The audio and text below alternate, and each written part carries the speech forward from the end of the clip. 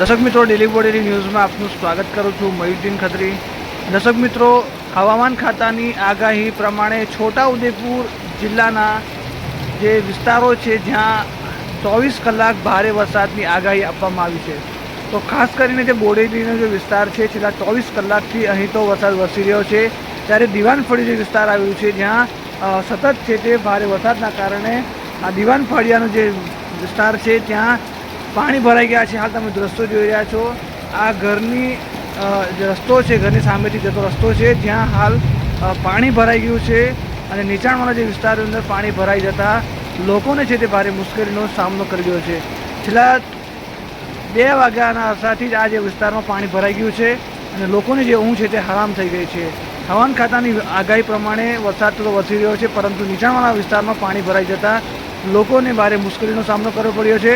આજે દિવાનફળિયાની જ્યાં ગલીઓ છે, રસ્તાઓ છે, તે પાણીના અંદર ગરકાવ થઈ ગયા છે અને ખાસ કરીને જે પ્રકારે તમે જોઈ રહ્યા છો, સતત છે તે વીજળીના કડાકા સાથે ભારે પવન ફૂંકાઈ રહ્યો હતો અને હાલ છે ધીમી ધારે વરસાદ તો થઈ ગયો છે, વીજળી પણ થઈ રહી છે હાલ. અને વીજળીના કડાકા ભડાકા સાથે વરસાદ થતાં અહીંના જે મકાનો છે ત્યાં પાણી ઘૂસી ગયા છે. સામે જે તમે લાઇટો જોઈ શકો છો ત્યાં પાણી ઘૂસી ગયા છે. કેટલાક જે મકાનો છે ત્યાં પાણી ઘૂસી ગયા છે, જેના કારણે લોકોને છે તે ભારે મુશ્કેલીનો સામનો કરવો પડ્યો છે. કેટલાક મકાનોની અંદર પાણી ઘૂસી ગયા છે, જેના કારણે મકાનમાં રહેલી ઘરવખરીને પણ નુકસાન થયું હોવાનું અનુમાન લગાવી શકાય છે.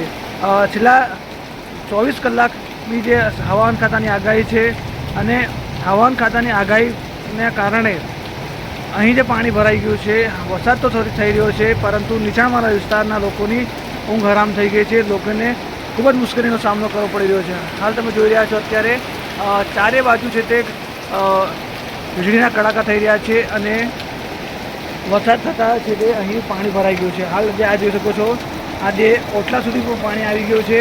આ જે સામે ગરનાળું આવેલું છે, ગરનાળામાંથી નદીના પ્રવાહની જેમ છે તે પાણી વહી રહ્યું છે. હાલ તમે જોયો છો, જ્યાં જો નજરમાં કરો ત્યાં પાણી જ પાણી છે, વીજળી પણ થઈ રહી છે અને કેટલાક જે સામેના જે મકાનો છે ત્યાં પાણી ભરાઈ ગયું છે. તમે જોઈ શકો છો અત્યારે આ 4:30 વાગ્યા છે, 4:30 પોણા 5 વાગ્યા છે. અત્યારે 5 વાગ્યાની તૈયારી થઈ ગઈ છે અને હાલ તમે જોઈ શકો છો સવારનો સમય છે અને પાણી ભરાઈ ગયું છે. લોકો છે તે અત્યારે જે વાહનો હતા, અહીંયા જે બાઇક હતી, રિક્ષા હતી, તે બધા જ વાહનોને બહાર કાઢી લેવામાં આવ્યા છે. સામે તમે જોઈ શકો છો આ એક્ટિવા ઊભી છે, એક્ટિવા પણ પાણીમાં ગરકાવ છે. હાલ સામેના જે મકાન છે ત્યાં પાણી તો ઘૂસી ગયું છે, પરંતુ ઘરમાં નથી આવ્યું. એ જ પ્રકારે આ ઘરની સ્થિતિ એ જ પ્રકારની છે. આ જે ઘર છે ત્યાં પાણી તો આવી ગયું છે ઓટલા સુધી, પરંતુ ઘરમાં પાણી પ્રવેશ્યું નથી. અને તમે જોઈ શકો સામેના કેટલાક મકાનો અંદર પાણી પર ઘૂસી ગયું છે અને ઘરવખરીને પણ નુકસાન થયું હોવાનું અનુમાન લગાવી શકાય છે. એવી જ રીતે આગળ રજાનગર છે અને સામે વર્ધમાન નગર છે અને જેટલા પણ નીચાણવાળા વિસ્તારો છે ત્યાં પાણી ભરાઈ ગયા છે. તો તંત્ર તરફથી અહીંના લોકો સામે કોઈ મદદનીય પગલાં લેવામાં આવે તે ખાસ જરૂરત પડી ગઈ છે. છેલ્લા 24 કલાકથી તો વરસાદ સતત થઈ રહ્યો છે, પરંતુ રાત્રિના જે 2 વાગ્યાથી અત્યાર સુધીમાં જે એક વરસાદ થયો તે ખૂબ જ વધારે હતો. વીજળીનો કડાકા બી હતા, ભારે પવન પણ ફૂંકાતો હતો અને ભારે પવન સાથે ધોધમાર છે તે વરસાદ થયો હતો. તમે જોઈ શકો છો અત્યારે આ થોડોક વરસાદનો જે જોર છે તે ઓછું થયું છે, પરંતુ રસ્તાની અંદર જે રોડ છે, આ રોડ પર પાણી વહી રહ્યા છે. આ દિવાનફળિયાનો જે વિસ્તાર છે ત્યાં પાણી ભરાઈ ગયું છે. એવી જ રીતે રજાનગરમાં પણ પાણી હોઈ શકે છે.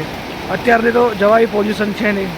તો વધુ અપડેટ માટે ડેલી બોડેલી ન્યૂઝ યુટ્યુબ ચેનલને સબસ્ક્રાઈબ કરશો અને તંત્ર પણ આ તરફ ધ્યાન આપે અને જે પણ મદદની કાર્યવાહી હોય તે કરે તે જરૂરી બન્યું છે. મયુદ્દીન ખત્રી, બોડેલી, છોટાઉદેપુર.